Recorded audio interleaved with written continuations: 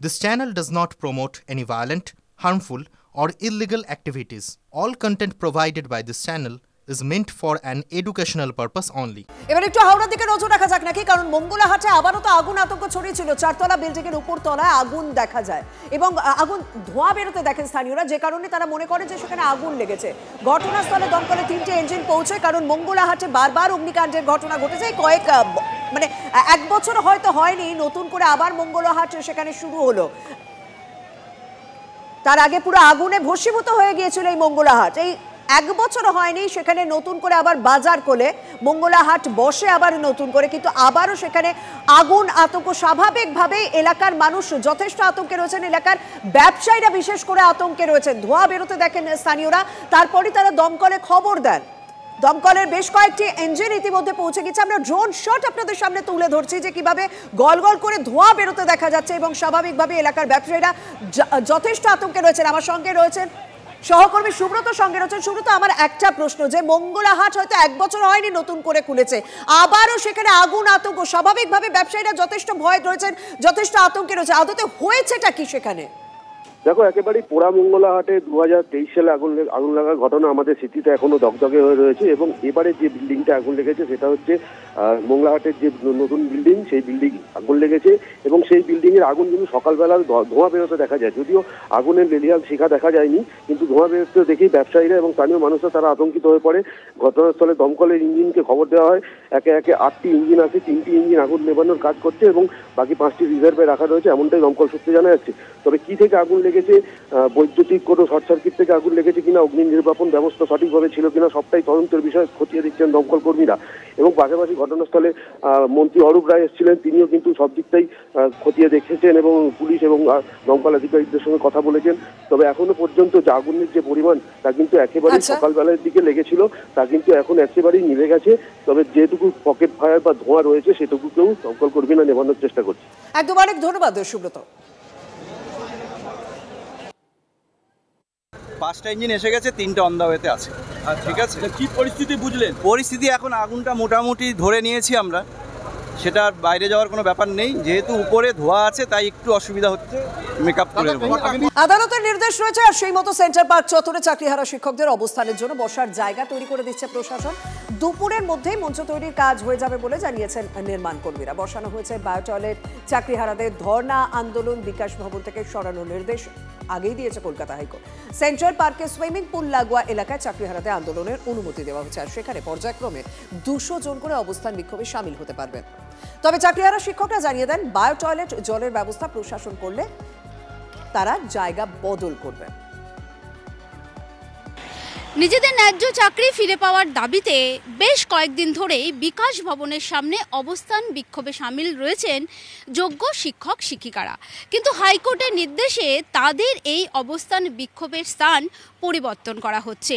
তারা এবার অবস্থান বিক্ষোভ করতে পারবে একেবারে বিকাশ ভবন থেকে কিছুটা দূরে সেন্ট্রাল পার্ক সংলগ্ন, সেখানে সুইমিং পুল, সেই সুইমিং পুলের পাশের যে ফুটপাত রয়েছে সেই ফুটপাতই হচ্ছে তাদের এখন নতুন আশ্রয়। এবং তার প্রস্তুতি, অর্থাৎ প্রশাসনের তরফে এখানে তার প্রস্তুতি শুরু হয়ে গেছে। হাইকোর্টের নির্দেশ রয়েছে যে যারা অবস্থান বিক্ষোভ করছেন তাদের জন্য এখানে কিন্তু ব্যবস্থা করে দিতে হবে সব রকমের। আজকে 2:30-এর মধ্যে এটা করে, হ্যাঁ আজকে 2:30-এর মধ্যে এটা করে দেবো। যারা এই ব্যবস্থাপনায় রয়েছেন তারা কিন্তু বলছেন আজকে দুপুর 2:30-এর মধ্যেই এখানে এই স্ট্রাকচার তৈরির যে কাজ, সেই কাজটা তারা সম্পূর্ণ করতে পারবেন। এবার আন্দোলনকারী যারা আছেন তারা কখন এখানে আসবে সেটাই এখন দেখার। ক্যামেরা সূর্যেন্দ্রের সঙ্গে সোমা, TV9 বাংলা, বিধাননগর। তবে এই মুহূর্তে দাঁড়িয়ে প্রশ্ন হচ্ছে, মঞ্চ বাধা হয়ে গেলে কি আন্দোলনের জায়গা বদল করবেন চাকরিহারা শিক্ষকরা? আজকের মধ্যে মঞ্চ তৈরি হয়ে গেলে কি আজকেই তারা সেন্ট্রাল পার্ক চত্বরে চলে যাবেন? আমরা তাদের সঙ্গে কথা বলেছিলাম, কি বলছেন তারা শুনুন।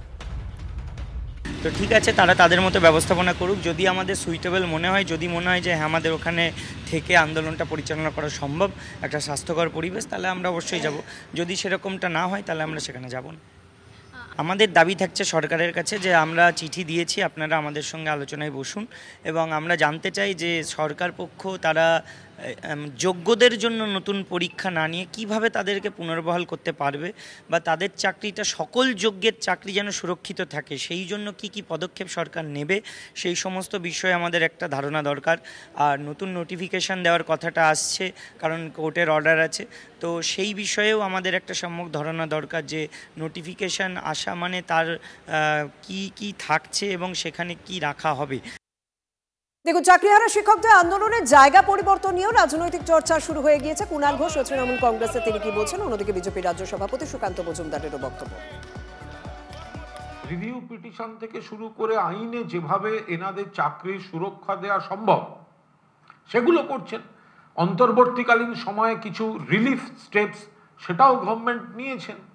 তো এখন যে সমস্ত রাজনৈতিক দলের আইনজীবীরা চাকরি খেতে হবে বলে যারা চাকরি খাওয়ার রাজনীতি করেছেন, যে বিজেপির সাংসদ আমি চাকরি খাওয়ার পক্ষে যারা বলেছেন, তা এখন তারাই আবার প্ররোচনা দিচ্ছেন এদেরকে। কোর্ট কিছু বক্তব্য রেখেছেন, তাতে যদি ওনারা কি করবেন সে ওনাদের ব্যাপার, মানুষ দেখছেন। পুরো জিনিসটা ঘেটে ঘ করে রেখেছে হচ্ছে বর্তমান সরকার এবং এসএসসি। যারা আন্দোলনকারী তারা বলছেন আমরা পরীক্ষা দেব না, কোর্ট বলেছে পরীক্ষা দিতে হবে, মুখ্যমন্ত্রী বলছেন আমরা বারবার কোর্টের কাছে ট্রায়াল করব, আমরা অ্যাপিল করব, কিন্তু নিট ফল এখনো পর্যন্ত পুরোটা ধোঁয়াশা, কিচ্ছু দেখা যাচ্ছে না, চারপাশটা অন্ধকার, কোনো আশার আলো অন্ততপক্ষে আমি এই মুহূর্তে দেখতে পাচ্ছি না। আজ বিজেপির সাংসদ অভিজিৎ গঙ্গোপাধ্যায়ের বাড়িতেও পৌঁছে গিয়েছিলেন চাকরিহারা শিক্ষকরা। দেখুন,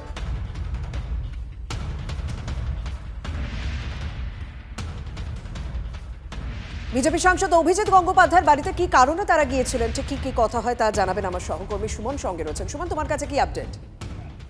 দেখো শর্মিষ্ঠা, চাকরিহারা আন্দোলনকারীদের একটা দল, তারা এই মুহূর্তে বিজেপি সাংসদ প্রাক্তন বিচারপতি অভিজিৎ গাঙ্গুলির বাড়িতে রয়েছে এবং তারা নিজেদের মধ্যে বৈঠক করছেন যাতে তাদের চাকরি বাঁচানোর পথে যদি কোনো পরামর্শ অভিজিৎ গাঙ্গুলি, যেহেতু তিনি প্রাক্তন বিচারপতি, আইনি কোনো পরামর্শ দিতে পারেন, সেজন্যই তারা এসেছেন।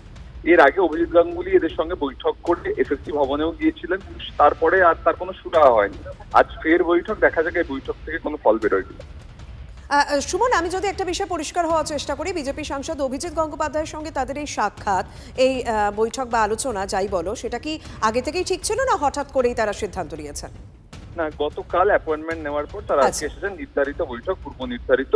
যদি কোনো আইনি পরামর্শ পাওয়া যায় যে সুপ্রিম কোর্টে কোন তথ্য পেশ করলে তাদের পক্ষে রায় দিতে পারে রিভিউ পিটিশনে, সেই নিয়ে আলোচনা করতে মূলত তারা এসেছেন। একদম, অনেক ধন্যবাদ। তুমি পরিস্থিতির দিকে নজর রাখো, অবশ্যই আমরা এই সংক্রান্ত আপডেট দেবো। অনেক ধন্যবাদ। আমরা স্যারের কাছে শুধুমাত্র এই কারণে এলাম যে ওএমআর এর মিরর ইমেজের কপি, তার থেকে যোগ্য অযোগ্য বা দুর্নীতির সুবিধা পেয়ে কারা নিল আর কারা নিল না, এই তালিকা কিভাবে আমরা পেতে পারি, কি আন্দোলনে কি কোর্টের লড়াইয়ে, সেই আইনগত পরামর্শ নেয়ার জন্য আমরা মাননীয় প্রাক্তন বিচারপতি অভিজিৎ গঙ্গোপাধ্যায় স্যারের বাড়িতে আমরা এসেছি। কলকাতা থেকে এক বাংলাদেশিকে গ্রেপ্তার করা হলো। কলকাতা পুলিশের এএসআই কে ধাক্কা মারার ঘটনায় তদন্তে নেমেছিল পুলিশ, আর সেই ঘটনাতেই এক বাংলাদেশিকে গ্রেপ্তার করা হয়। আমার সঙ্গে রয়েছেন সহকর্মী সুজয়। সুজয়, এই বাংলাদেশি সম্পর্কে কি পরিচয় পাওয়া যাচ্ছে? সে কি অনুপ্রবেশকারী না সমস্ত রকম তথ্য দেখিয়ে ঢুকেছে আমাদের দেশে? কি আপডেট রয়েছে? দেখো, এখনো পর্যন্ত যেটা জানা যাচ্ছে, আজাদ শেখ সে বাংলাদেশ থেকে চোরাপথে এসেছিল এবং আসার পর সমস্ত ভারতীয় যে নথিপত্র লাগে, অর্থাৎ তোমার আমার যা পরিচয়পত্র আছে তারও একই ভারতীয় পরিচয়পত্র রয়েছে, কিন্তু সেই সমস্ত পরিচয়পত্র তৈরি করা হয়েছে সমস্ত জাল নথি দিয়ে। উত্তর চব্বিশ পরগনার একটি ঠিকানায় সে থাকতো এবং ঘটনার সূত্রপাত কিন্তু একজন কালীঘাট এলাকায় একজন এসআই এর বাইকে ধাক্কা মারা নিয়ে। এই আজাদ শেখ সে গাড়ি নিয়ে যাচ্ছিল, একটি ছোট হাতি গাড়ি নিয়ে যাচ্ছিল, তখন সে বেপরোয়া গতিতে একটি মোটর বাইকে ধাক্কা মারে। সেই বাইকেই ছিলেন একজন কলকাতা পুলিশের অফিসার, যার পা ভেঙে যায়। তার পরবর্তীতে দুর্ঘটনার তদন্তে প্রাথমিকভাবে আজাদকে গ্রেপ্তার করা হয়, কিন্তু তার কাছে থাকা নথি ঘেটে দেখা যায়, নথি ঘেটে তদন্ত করে দেখা যায় যে সে আদতে বাংলাদেশি এবং দীর্ঘদিন ধরে উত্তর চব্বিশ পরগনায় সে বাংলাদেশি হয়েও বাংলাদেশি কিন্তু ভারতীয় পরিচয় ব্যবহার করে থাকছিল, ফলে তার বিরুদ্ধে সমস্ত ভারতীয় পরিচয়পত্র সে তৈরি করেছে ভুয়ো নথি দিয়ে। অনেক ধন্যবাদ সুজয়। বাংলাদেশের প্রবল অস্থিরতা, তাই আবারও চিন্তা বাড়াচ্ছে অনুপ্রবেশ। পুলিশের হাতে গ্রেপ্তার 8 বাংলাদেশি অনুপ্রবেশকারী। গুজরাতে ধরপাকড়ের ভয় মুর্শিদাবাদে পালিয়ে এসে বাংলাদেশে ফেরার চেষ্টা বানচাল। গ্রেপ্তার এক দালালও। মুর্শিদাবাদের গৌরীবাগ এলাকা থেকে গ্রেপ্তার 8। একটি গাড়ি আটক করা হয়েছে। ধৃতদের 10 দিনে পুলিশ হেফাজতের নির্দেশ।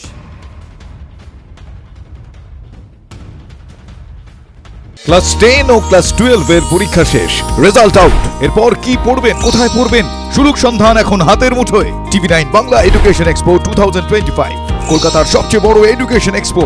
ডিগ্রি না ডিপ্লোমা, কোন কোর্স করবেন, কিভাবে প্ল্যান করবেন নিজের ক্যারিয়ার, সব প্রশ্নের উত্তর একটাই। TV9 Bangla education expo. একই ছাদের তলায় থাকছে নামকরা সব ইঞ্জিনিয়ারিং কলেজ, বিশ্ববিদ্যালয়, মেডিকেল ও ম্যানেজমেন্ট ইনস্টিটিউশন।